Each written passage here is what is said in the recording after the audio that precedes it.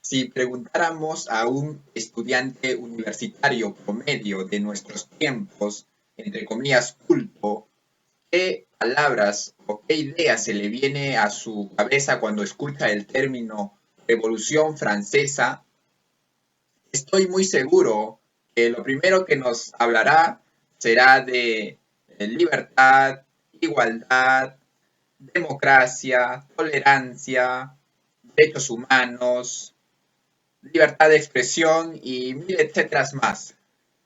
Basta con revisar las fuentes históricas que abundan en Internet para darnos cuenta que durante 200 años nos han enseñado que un día supuestamente el pueblo francés se dio cuenta que era libre del rey, libre del clero, libre de sus tradiciones, de la moral y de las jerarquías.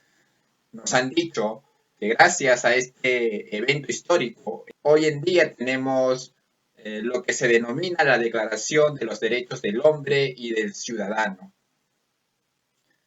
La pregunta que nos vamos a hacer hoy en día es si realmente este evento histórico benefició al pueblo y si realmente el pueblo participó en esta revolución.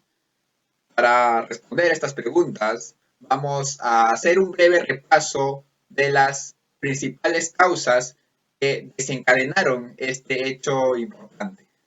La primera razón fue la crisis económica, así lo dicen todas las versiones oficiales, pero no es como las historias sensacionalistas que nos han contado cuando éramos niños y nos han dicho que supuestamente el rey y la reina, junto a la nobleza, despilfarraban el dinero en Versalles, en lujos, mientras que el pueblo vivía oprimido y moría de hambre. Francia se encontraba en una crisis económica por haberse inmiscuido en una guerra que no le correspondía. Hay que recordar que desde 1770 la monarquía francesa estaba apoyando a los colonos norteamericanos en su guerra de independencia contra la corona inglesa. Había una crisis bipolar entre Francia e Inglaterra. Francia se comprometió mucho en financiar y ayudar militarmente a los colonos norteamericanos. Esto significó que años más tarde el rey Luis XVI perdiera la cabeza. La segunda razón que desencadenó este evento es una causa que no es frecuentemente mencionada en las fuentes históricas, en las fuentes oficiales, pero hay algunas que sí la mencionan. ¿Sabéis vosotros que entre los años 1787, 1788 y 1789 se dieron los climas más fríos en toda Europa? Así está contrastado en un hermoso texto, un hermoso libro denominado La historia del clima, desde los años 1000, escrito por Emmanuel Leroy. Este hecho extrasocial trajo por consiguiente heladas que a su vez produjeron las malas cosechas. Estas malas cosechas generaron la escasez de alimentos, la escasez del pan que era el alimento básico de la población francesa. Esto causó un descontento en todo el pueblo, que sumado a la crisis económica, generó un estado totalmente en bancarrota. La tercera causa, que no es mencionada por las fuentes oficiales, es el papel de la masonería en este evento. El papel de la masonería fue fundamental para que se desencadenara este hecho histórico, porque fueron los formadores de opinión, análogamente a lo que hoy serían los periodistas, que siempre creen tener la verdad absoluta y que si no compartes sus ideas, entonces eres un intolerante o un reaccionario.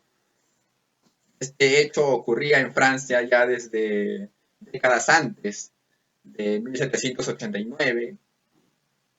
La Revolución Francesa no hubiera tenido éxito sin el papel de la masonería. Estos que se hacen llamar los libres pensadores. Fueron los principales agitadores y quienes conspiraron contra la monarquía francesa.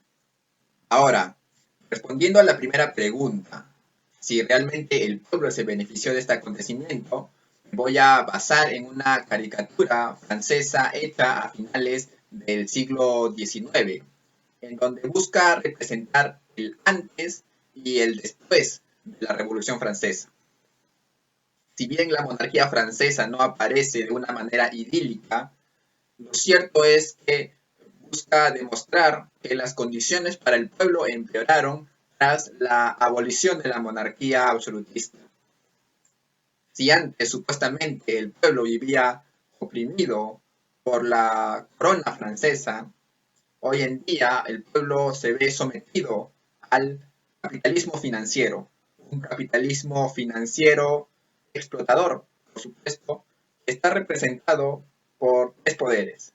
El banquero, que se encuentra en la parte superior, representado con su sombrero de copa. En segundo lugar tenemos al masón, representado por su escuadra, estos que se hacen llamar libres pensadores y que si no piensas como ellos, entonces simplemente estás mal. Así de sencillo como actualmente también nos hacen creer. Y en tercer lugar tenemos al judío, que siempre ha sido polémico en Francia. Por alguna razón han sido expulsados reiteradas veces de Europa. Bien, estos tres personajes muy polémicos representan la burguesía y la plutocracia capitalista que ahora oprime a Francia. Y para responder a la pregunta si realmente el pueblo francés participó en este evento, me voy a basar en el libro del profesor Alberto Bárcena, La Guerra de la Vendée, una cruzada en la Revolución, en donde nos dice que de las 80 provincias que había en Francia, 65 se levantaron en contra de la República el año 1793. Obviamente, como en toda guerra civil que hay en un país, hay partidarios y opositores a los que hacen un golpe de Estado. Lo que hubo en Francia fue un golpe de Estado. Los republicanos, con Robespierre a la cabeza, hicieron de las suyas en Francia desde 1793, año en que toman el poder a la fuerza. No solo abolieron la monarquía absolutista, sino que prácticamente asesinaron mediante la guillotina a todo aquel que pensara diferente a ellos. Estos que se hacen llamar defensores del pueblo, dicen, hicieron todo lo contrario a sus ideales. Estos que dicen, que se jactan de defender los derechos del hombre y del ciudadano, hicieron todo lo contrario. Mataron a miles de personas simplemente porque no estaban de acuerdo con sus ideas. Es así como comienza nuestra era contemporánea, en donde dicen que hay libertad de expresión, que hay tolerancia y, y realmente es vergonzoso cómo en nombre de los derechos humanos, en nombre de la liberté, égalité, fraternité, se cometió un genocidio contra el pueblo francés. De acuerdo al libro del profesor Reynald Seche, en su tesis doctoral, nos habla de un genocidio en la Vendée, un pueblo, el pueblo que más resistió ante la tiranía republicana de Robespierre. En este pueblo de la Vendée, el ejército republicano cometió lo que se conoce hoy en día como el primer genocidio de la historia contemporánea. Entre 110.000 a 117.000 víctimas, entre ellos mujeres, niños y personas indefensas, campesinos, agricultores, que simplemente no estaban de acuerdo con la secularización del clero, fueron masacrados sin piedad por los que, vuelvo a repetir, decían defender al pueblo. Y por último, quería finalizar este video haciendo un breve homenaje al conde de la Goshayacalá, quien fue el general más joven del ejército real y católico del pueblo de la Bandera.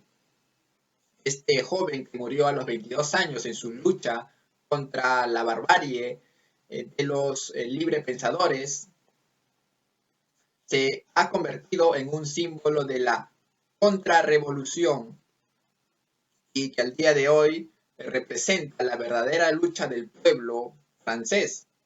El pueblo francés que en el fondo sentía un gran cariño por su rey, por su clero, por sus tradiciones y que lastimosamente fueron masacrados en un periodo de 3 años, algo que la historia oficial nunca lo ha contado. Os me despido dejándolos con la versión monárquica de la Marsellesa, la versión desde el punto de vista de los blancos que lucharon al grito de Dieu et le roi.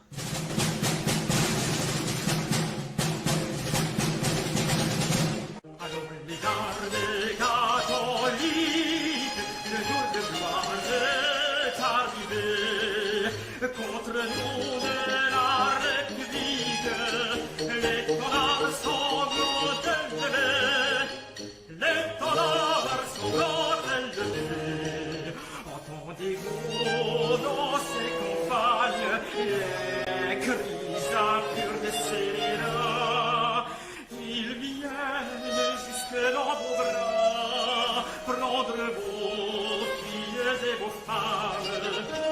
Aux armes droite bas, formez vos bataillons, marchez, marchez, le sang est bleu, vos dires à vos citons.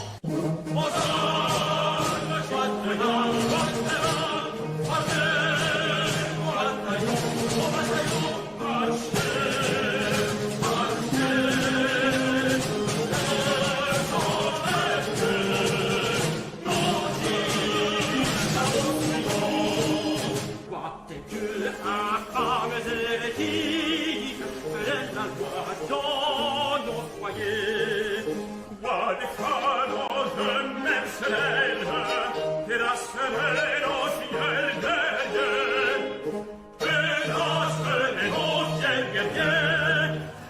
C'est bon, de force